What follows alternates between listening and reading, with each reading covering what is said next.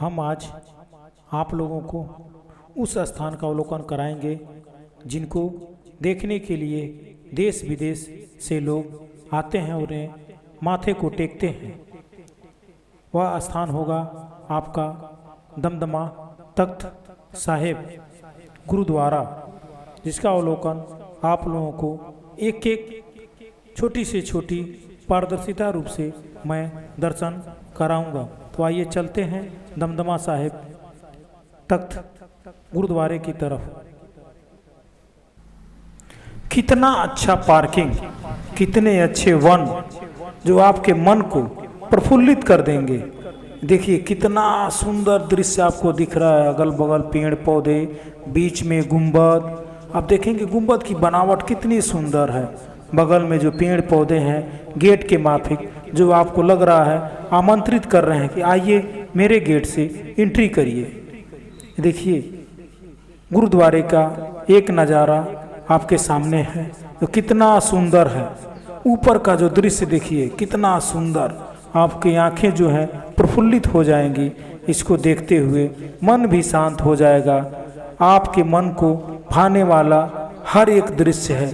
कितनी सुंदर कलाकारियों से बना यह गुरुद्वारा निर्मित स्थान की प्रमुख विशेषताएं हैं। जो यहाँ पैरालिसिस के शिकार होते हैं वो इस स्थान पे आते हैं और अपने आप को ठीक करके यहाँ से चले जाते हैं। बहुत सी इस स्थान की विशेषताएं हैं जो मैं आप लोगों को बताने का प्रयास करूंगा। आगे की वीडियो में आप लोग देखेंगे तो सारी चीज़ें आपको सामने दिखेगी। गुरुद्वारे पे जाने से पहले ही पैर को धो के ही आप सीढ़ियों को चढ़ सकते हैं। कितना स्वच्छ जल, देखिए सुंदर सुंदर सीढ़ियाँ, ऊपर से बिछा हुआ कालीन। एक तरफ से जाएंगे एक तरफ से आएंगे। ये रहा आपका एंट्री गेट। एंट्री गेट में देखिए पंखे लगे हुए हैं जो दार्शनिक को थोड़ा भी तकलीफ न हो। चटाइयाँ बिछी हुई हैं, कालीन बिछा हुआ है। कितना सुंदर सुंदर एकीकृत जो है आपके मार्बल के पत्थरों पे दिखेगा। देखिए छोटे छोटे बच्चे अपने परिजन के साथ आए हुए हैं। प्रसाद का केबिन अलग बना हुआ है, उधर से आप दर्शन करने के बाद आएंगे तो प्रसाद लेके वापस अपने घर जाएंगे। ज्यों ही हम अंदर एंट्री करते हैं, मंदिर के गेट तक पहुंचते हैं, पहुंचते ही देखते हैं कि तरह तरह के बोर्ड लिखे हुए मिलेंगे।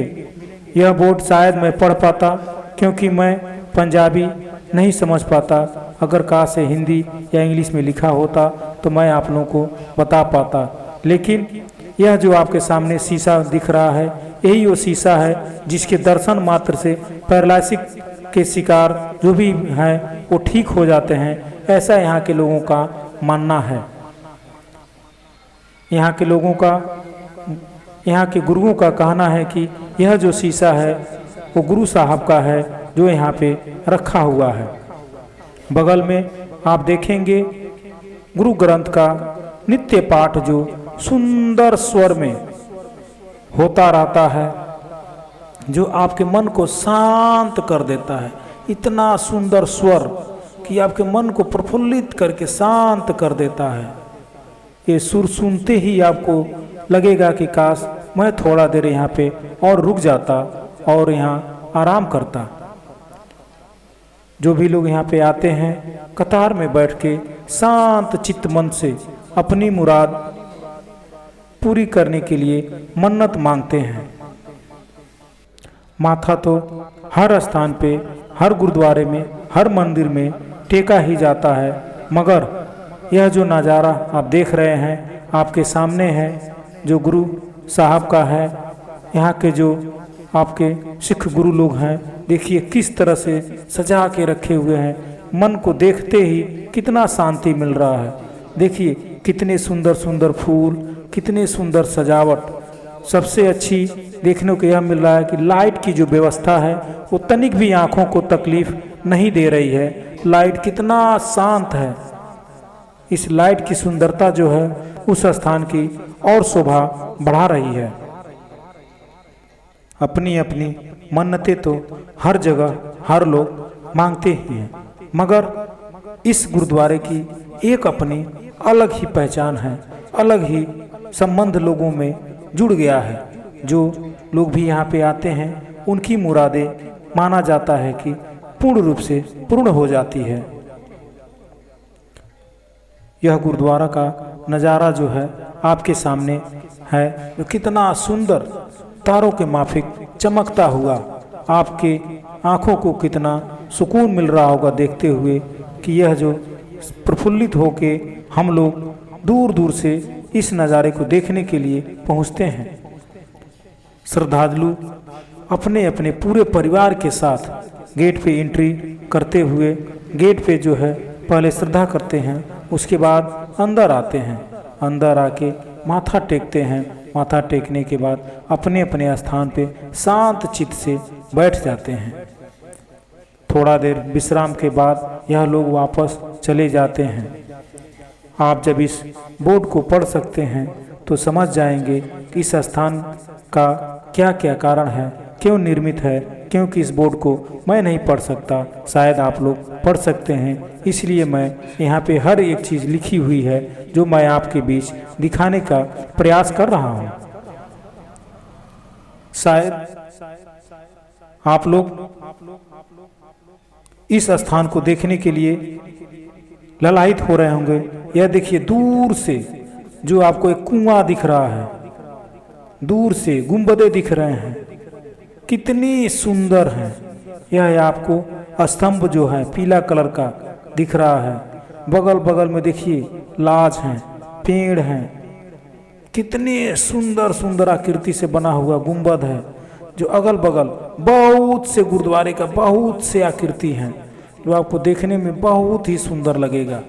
देखिए यह जो है बगल में एक छोटा सा स्थान है। अब इस स्थान को मैं नहीं समझ पाया कि किस गुरु का है। आप जो है लिखा हुआ पढ़ के समझ सकते हैं कि किस गुरु जी का स्थान है। गुरु साहब के सटे एकदम सटे यह स्थान है।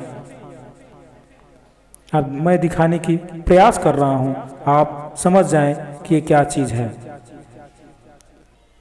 प्रकृति भी इतना सुंदर यहाँ का है कि क्या बताएं। यहाँ जो है आपको किसी भी चीज की तकलीफ नहीं होगी। सांस तो लग रहा हो कि ऑटोमेटिक आ रहा हो और जा रहा हो। सांस की दिक्कत तो यहाँ पे हो ही नहीं सकती। ऑक्सीजन तो संपूर्ण रूप से यहाँ भरा हुआ है, वो भी पूर्ण रूप से नेचुरल ऑक्सीजन है। बगल में ही एक और गुरुद्वारा है, देखेंगे कितना सुंदर सुशोभित ये भी है, जहाँ पे नित्य पाठ चल रहा है गुरु ग्रंथ साहिब का। ऊपर जो है चांदनी, पंखे, लाइट, कितना सुंदर शांत मन से है। हम हर एक चीज आपके सामने दिखाने का प्रयास कर रहे हैं।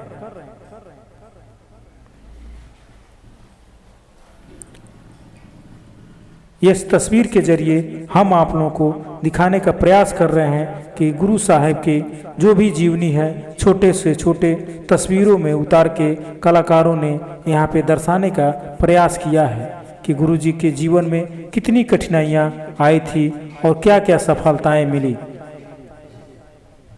गुरु गोविंद साहब अपना पूरा जीवन समाज के लिए निछावर कर दिए। समाज के लिए जिए, समाज के लिए लड़े और समाज के लिए ही मर मिटे। आज गुरु जी का स्थान शायद ही कोई ले पाएगा। जब जब धरा पे ऐसे गुरुओं का अवतार होता है तब तब जो है प्रकृति भी उनका साथ देती है, क्योंकि प्रकृति के बिना हर मनुष्य अधूरा होता है। यह एक ऐसे गुरु रहे जो अपने जीवन में पूरा का पूरा समय जो है आम जन के लिए निछावर कर दिए। देखिए दूर से देखिए कितना सुंदर ये जो एक नज़ारा है, हल्का सा लाइट देखिए कितना सुंदर। यह तस्वीर में अगर इतना सुंदर दिख रहा है तो समझिए अगर आप इस स्थान पे पहुंचते हैं, अपनी आंखों से देखते हैं तो कितना मन प्रफुल्लित होगा। देखिए कितना सुंदर छोटे छोटे लाइटों द्वारा इसको सुशोभित किया गया है।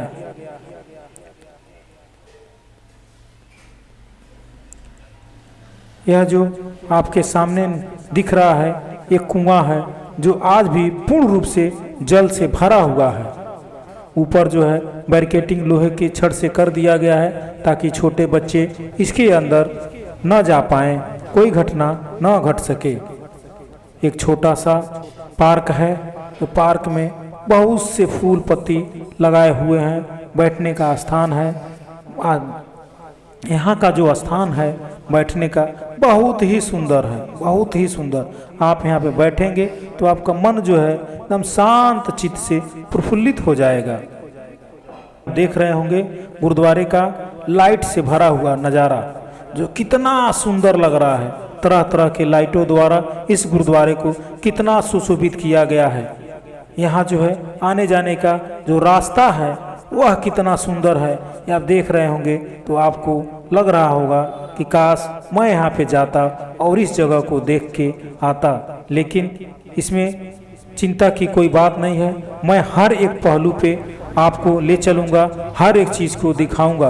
ये सटे हुए देखिए सरोवर है, सरोवर कितना स्वच्छ है कि आप इसमें अपना चेहरा स्वयं देख सकते हैं। सरोवर में आज भी बहुत ही सुंदरता है, संपूर्ण रूप से स्वच्छ है।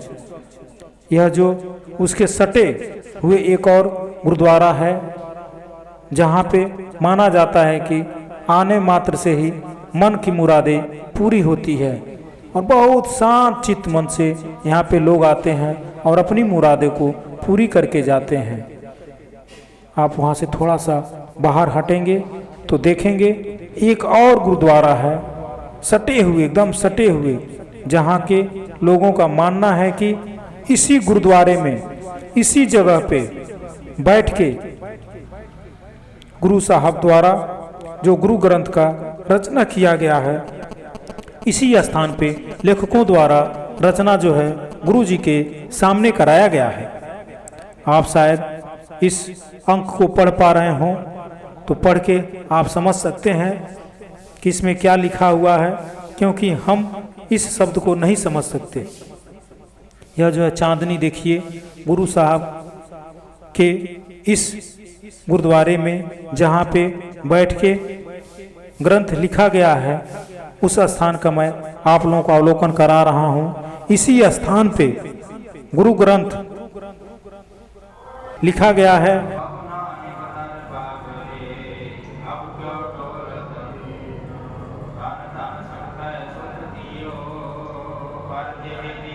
आज भी यहाँ पे गुरु ग्रंथ का नित्य पाठ चलता रहता है, जो हर एक जन को बहुत ही मन को भाता है। यहाँ पे लोग शांत चित्त मन से बैठ के गुरु की वाणी को सुनते हैं और अपने मन में उतारते हैं। गुरु वाणी ही एक ऐसी वाणी है जो मन को प्रफुल्लित करती है, मन को शांत करती है। लाइट लगने पे तरह तरह की लाइटें अंदर दे रही है जो मन को प्रफुल्लित कर रहा है। झूमर, चांदनी, गेट, पर्दे, एक एक चीज़ जो है अलग अलग तरीके से है जो बहुत ही सुंदर है। जैसे ही हम बाहर निकलते हैं, बाहर निकलते ही एक और सरोवर दिखने को मिलता है जो आप देखेंगे यह सरोवर और ही अच्छा है, बहुत ही अच्छा है, बहुत ही सुंदर है। आपको इस तस्वीर में देखने से ही अंदाज लग गया होगा यह सरोवर जो है कितना स्वच्छ है। इस सरोवर में आप अपना चेहरा एकदम स्पष्ट देख सकते हैं। देखेंगे ऊपर की बादलों का जो है छाही कितना सुंदर इसमें दिख रहा है। पेड़ पौधों का जो है तस्वीर कितना सुंदर दिख रहा है। आपको हम बगल से लेके चलते हैं जहाँ पे बच्चों को कुछ सिखाया जाता है, पढ़ाया जाता है, जो आप देखेंगे आज के युग में भी जो बहुत सालों पहले दिखता था वो आज आपको दिखेगा। जो नीचे श्यामपट पे बैठ के बच्चे पढ़ा करते थे वह जो है शायद हो सकता है यहाँ पे पढ़ाया जा रहा हो बच्चों को। देखिए ये डेस्टर है, अंक है, अब क्या क्या अंक है पंजाबी में लिखा हुआ है। मुझे लग रहा है यहाँ जो है ट्रेनिंग बच्चों को दिया जाता है। यहाँ जो रहने वाले पुरुषों को दिया जाता है, जो छात्र हैं उनको दिया जाता है। ये जो अभी गया है वो स्लेट है, स्लेट पे जो छोटे छोटे बच्चे पढ़ते थे, चाक मिट्टी, जो अभी अभी बहुत कितने सांपट पड़े हैं। ये देखिए पटरी, जो आज से बहुत साल पहले इसी पे लोग पढ़ते थे, जिसे पटरी के नाम से जाना जाता था। यह जो स्तंभ आपको दिखाई दे रहा है, आप शायद सोच रहे होंगे कि कौन सा स्तंभ है, कौन सा बिजली का खंभा है, लेकिन यह कोई खंभा नहीं है।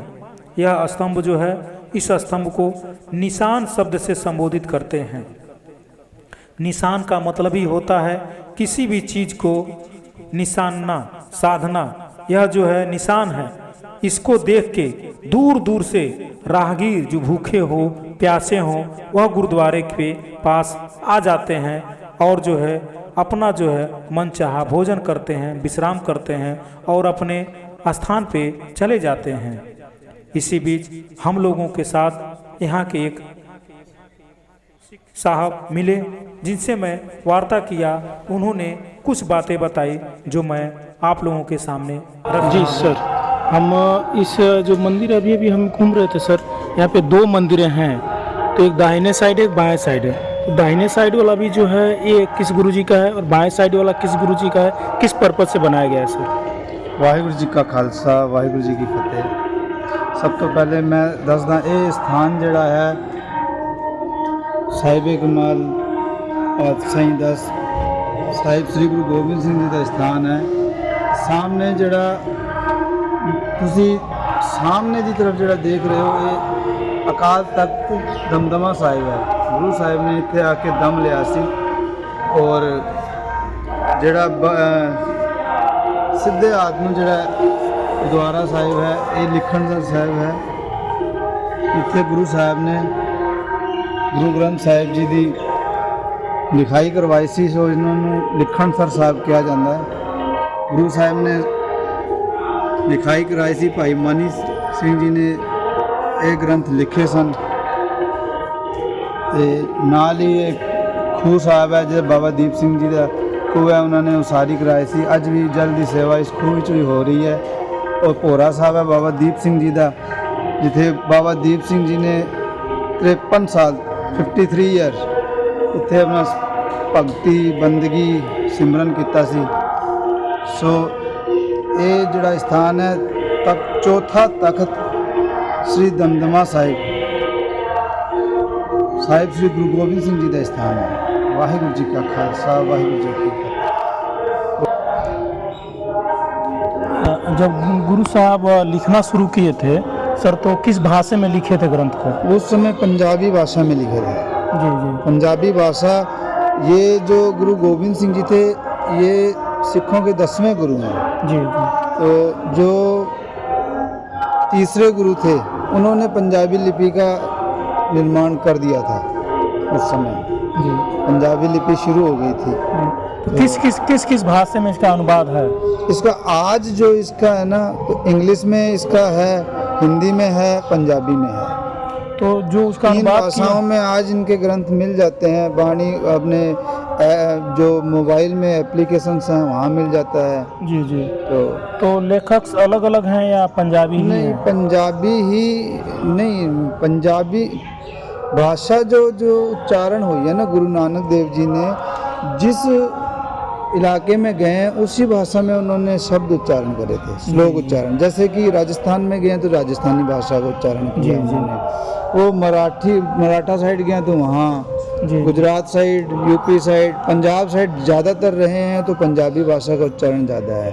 तो हिंदी भाषा का बहुत उच्चारण है। इस ग्रंथ में इसको सर्वसम्मिलित ग्रंथ भी कहा जाता है। जी, तो इसमें 6 गुरु साहिबान की वाणी दर्ज है, जिसमें भक्तों की वाणी भी दर्ज है, जैसे कि कबीरदास जी की, रविदास जी की, फरीदास जी की, इनकी वाणी भी गुरु ग्रंथ साहिब में दर्ज है। संतों की वाणी दर्ज है। भगत धन्ना जी हुए हैं जो जाट बिरादरी से थे, उनके भी कुछ श्लोक इसमें दर्ज हैं। तो इसमें मतलब कि जो वाणी कसौटी पे खरी उतरी है, जैसे कि कबीर जी की बहुत वाणी थी जो कसौटी पे खरी लगी, गुरु नानक देव जी ने इस गुरु ग्रंथ साहिब में सम्मिलित करी है। तो कबीर जी की जितनी भी वाणी है, पंजाबी में भी बहुत है, हिंदी में भी बहुत है। फरीदास जी की वो पाकिस्तान के लाहौर इलाके से बिलोंग करते थे, तो उनकी वाणी पंजाबी में बहुत है। जी ऐसे ही रविदास जी की वाणी इसमें बहुत, जिसमें जन्म मरण का बहुत ज्ञान है, गहरा ज्ञान है,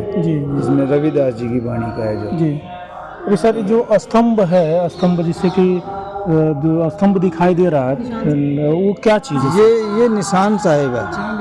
ये गुरु साहब के काल में निशान साहिब की स्थापना इसलिए की थी, जहाँ भी मतलब गुरु घर है, जहाँ गुरु घर है वहाँ निशान साहिब की स्थापना, और ऊंचे निशान इसलिए लगाए जाते थे कि दूर दराज से कोई अगर राहगीर आ रहा है, जी जी, वो भूखा है, प्यासा है, वो इस निशान को देख के निशान के नीचे आ जाता था, तो उसको यहाँ खाने के लिए, रहने के लिए, पीने के लिए सारी सुविधाएं उसको यहाँ मिलती थी। जी जी।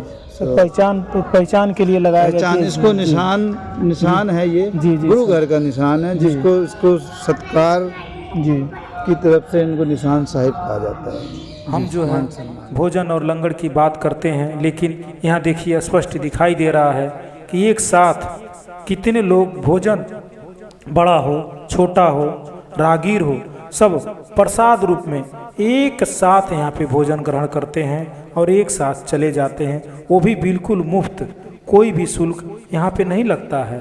आप यहाँ पे जाएंगे तो आपको फ्री में भोजन मिलेगा और रहने के लिए भी उत्तम व्यवस्थाएं हैं, आप यहाँ पे रह सकते हैं।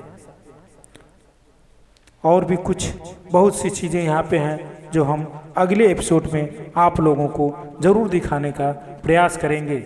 और आप लोग अगर यहाँ पे जाना चाहते हो तो मैंने जो है रास्ता भी बताया है कि कैसे कैसे आप यहाँ पे पहुँच सकते हैं।